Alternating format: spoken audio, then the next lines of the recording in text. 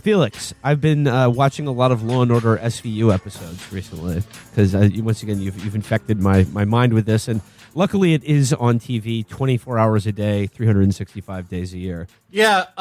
What period of SVU are you watching? The block that I got into yesterday was more of like season 6, season 8. You know, like back before Peter Scavino.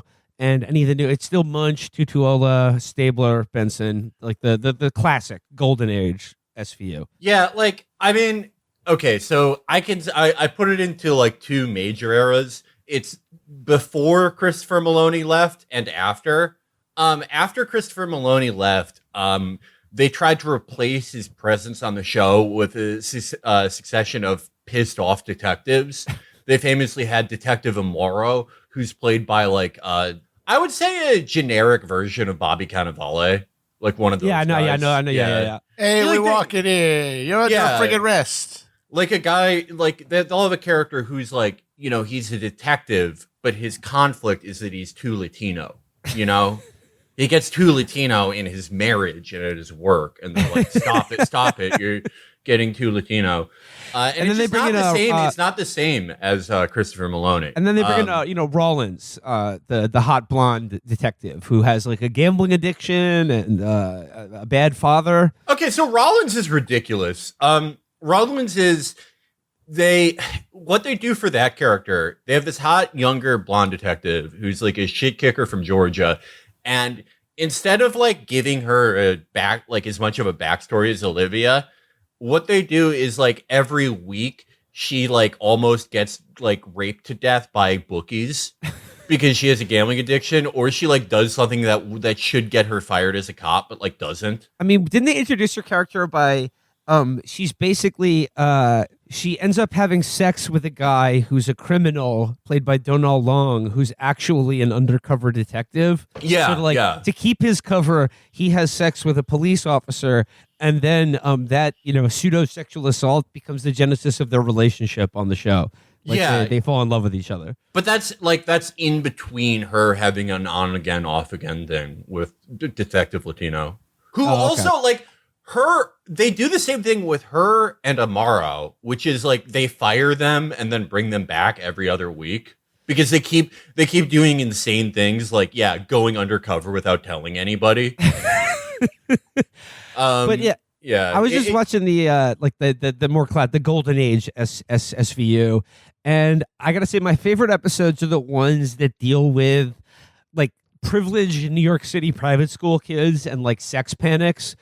There was literally one about rainbow parties and like sex bracelets, and there's one just any episode where it's like online or chat rooms lead to an outbreak of HIV among thousands of high school students in New York, including the risk that Stabler's daughter may have been exposed. Those are really good. I like it when this is like later in the Stabler period where they're like, okay, we got a plot twist. Stabler's daughter, she has the bad woman disease.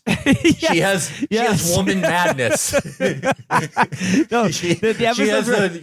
crime. Stabler is disorder. such a bad father. His daughter becomes a whore, and his son is like, "Fuck you, Dad! I'm joining the army. Yeah, can't be under your roof." And he's like, "I'll always love you, son. I'm not signing your induction papers." Yeah, the difference between the two eras of Law and Order, in my opinion, are like, okay, in the golden era. Every episode starts out the same. It's like a little like New York vignette, right? It's like two like just tri-state boobs moving a refrigerator, and they're like, "Oh, I'm thinking about going to the strip club this weekend," and the other one goes, "You're full of it. I bet you think those girls really like you." And then they like one of them trips, and he's like, "Hey, watch where you going. This lady's gonna have our ass," and he trips over like the most desecrated corpse ever. And then the SVU detectives are there. But after Stabler leaves and after they get a bigger budget, they change it. They make it like less New Yorky. And what happens is they'll show you like little vignettes. It'll be like a girl growing up and falling in love and like getting a teen career. Yes. And then it will immediately cut to her like just like a desecrated corpse and Olivia Benson going, "This is the most ejaculated on body I've seen this year." No, Felix, Catherine and I were watching one of the very like the newer ones, like the post-COVID SVU the other day, and the cold open was so bad we had to stop watching it because it was just like, yeah, it was this like the cold open encompasses like the year of COVID, and it's this woman who like owns a restaurant, and it's just like, oh, like they're banging pots and pans together for carers, and I was like, oh, is this a rip from the headlines episode about my wife sucked off neighbors while I clapped for carers? No, it was just this like, montage of this woman's life and like how hard it was to be in New York City during COVID, and then she's like gonna lose her restaurant, and then it's just like, oh, she like takes the building inspector hostage, and I'm like, this isn't a special victim. It sucked, where are the dude. victims? Because they like all the guys who used to write for that show was perfect because it was written by like 89-year-olds who wrote every episode of like Homicide or New York Undercover, so they could write like a perfectly self-contained like hour-long cop story and like just write really fun tri-state goblin characters. But then after those guys like presumably died of old age, they bring in people who, got master's degrees in TV, and they're like, oh, we should actually I was thinking we should actually make it sort of like La Dolce Vita in the 3-minute intro before we show the woman's ejaculated on beheaded corpse. No, classic one. We were like the classic one, like the teen sex panic one, began with, classic New York City thing. A troop of Boy Scouts on the top of a building, looking at constellations through telescopes, and then like then two of them are like doing, they move the telescope down, and they're like, check this out, like there's a babe in one of these windows, yeah. And then the scout leader is like, what are you doing? You got to look at the sky, and then they're like, oh, I don't think she's moving, and it's just a body on a rooftop. Yeah, those are great. And then in that episode, it was like high school girls who are like, okay, first it starts off about like, oh, they're hooking up, and kids don't date anymore because they're just having blowjob parties. And then from one commercial break later, it's like she was a underage porn star with HIV. Yeah. Those are really, that's like I have like favorite tropes of the series, and the tropes go on even after this series had a decline after Stabler left. But okay, like when they investigate school kids, and it turns out, yeah, like a 14-year-old has 7 kids and is a porn actress and like is a hooker on the weekends. I love that. I love when there's a totally normal guy and they get his DNA on like 9 murders, and then the twist, and it's not a twist anymore because they've done this approximately 37 times. It turns out the guy had a secret son or twin brother who got the rapist gene.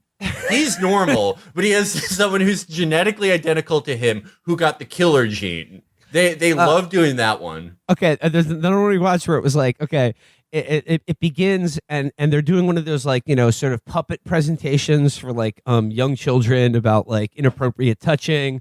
And, like the puppets say like, hey, what do you do if someone touches you in an unsafe space? And they're like, and then after the little like school assembly, they like have an opportunity for the kids to like, like ask them questions or talk to them one-on-one. And then like one of the little kids is like, I touched weenies with someone, and they're like, yeah, okay, we gotta get Stabler in here. And then they bring the mom in, and they're like, okay, like, I'm sorry, ma'am, but like, your child has made an allegation that he's been sexually abused. And the mother goes, not again. And it's just like her other kid was abused by her father. And then the son that was abused is now abusing his younger brother. And if that's not bad enough, he's abusing his younger brother. But like as a 14 or 15-year-old has set up some sort of dark web live streaming account where he rapes his brother for like a network of thousands of pedophiles. Yeah, Matt, there's so many. Matt, in like 2007, they did like 50 episodes where it's like, damn, not only is he doing child porn, it's gone viral. 35,000 views. They're like, he gets home from volleyball practice and he starts streaming child porn. He's going viral on the child porn net. The name of the website was Timmy's Treehouse. Yeah, in 2007 when they find out about like dark web and shit, like, according to them, half of all websites are like live streamed, like ritual child snuff abuse. films and rape. Yeah. Yeah. And every time, like, it'll always be like, they do a lot of that where it's like a teenager is like abusing children and he always like, he runs off, and Kragan, the Dan Florek captain character, always like Sides King. Yeah, Sides King, Dan Florek, always says like a hilarious, antiquated thing. He's like, all right, people, we found him, now we lost him. Let's viral him. Just make him viral on the internet so everyone knows what he looks like. We got to trend him up. We got to trend it. Let's put him on Metafilter, everybody. Everybody, get on Dig. Redig this. Fark this content. Yeah. Everyone, email Lotax. Season 28 of Law & Order SVU is dedicated to the memory of Richard Lotax Gaylor. So you're telling me people pay $10 to register and then another $10 to search? I can search on Google. What a good show. What the hell is the Pink Forum? It's the best show ever made. Yeah, look, it's great. There's going to be at least one SVU centered episode in the near future. Look forward to that. And I don't know. I don't even want to tease the other thing that another podcast is doing. It's very exciting, but a lot of SVU content coming down the pipeline. I mean, SVU might be one of the single most important television shows of the 21st century because it absolutely is. It predates and sets the stages for the true crime explosion. Like absolutely, true crime, popular culture.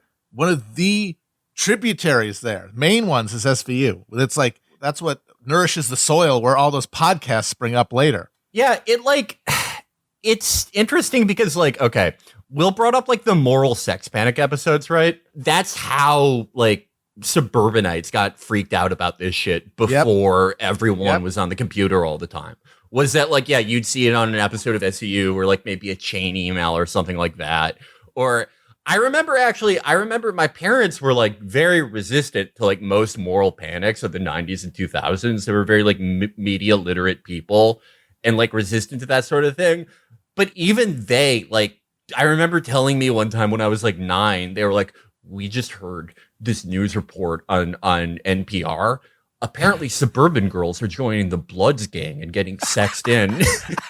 And like they were smart enough to like avoid most of those. But if you're constantly like bombarded with that, where it's like targeted at you, like affluent parents, it's targeted at you to be afraid all the time. Even if you resist all the other ones, you're going to hear one that's going to like, you're going to go, oh, that's totally true. That's happening to everyone. That's probably happening in our block. Yeah. It's definitely happening in the parking lot, which is the only public space these people encounter in their lives. So of course it's where they're going to get you because they're being conditioned to be terrified of any place that has not been privatized. And that like they have there's some sort of private power presiding over because they've lost all faith in like any public sphere.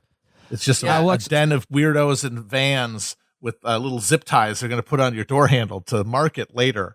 So you'll slow down when you come to open the door. Like you don't have to slow down to open the fucking door. What?